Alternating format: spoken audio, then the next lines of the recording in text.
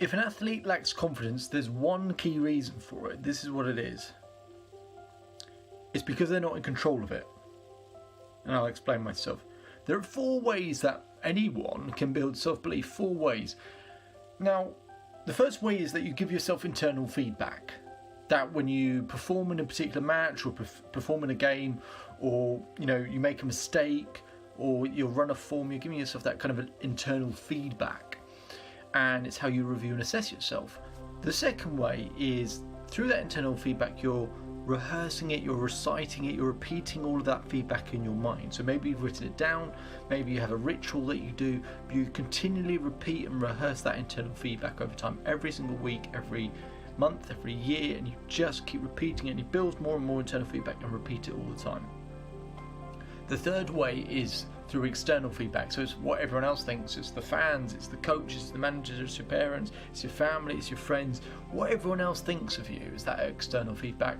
And the fourth area is through the rehearsal of external feedback. So all that feedback from fans, parents, coaches, managers, whatever, all of that feedback, you rehearse and you recite it and you repeat it and you over and over again. Now for me, the best and single best way to get feedback, is to get self-belief, is to build internal feedback and to continually recite and rehearse it. The main problem is that out of those 4 areas, most of us only adopt one of them, and that's external feedback, purely on its own. We wait for someone to tell us we've done well, we wait to hear that's a good performance, we wait to get that pay bonus, I hope to get a new contract, whatever. That piece of external feedback, which eventually wears off anyway, because we don't rehearse and recite it, we don't repeat it in our mind. So we're always looking for something else, and that means someone else has always got control of our self-belief.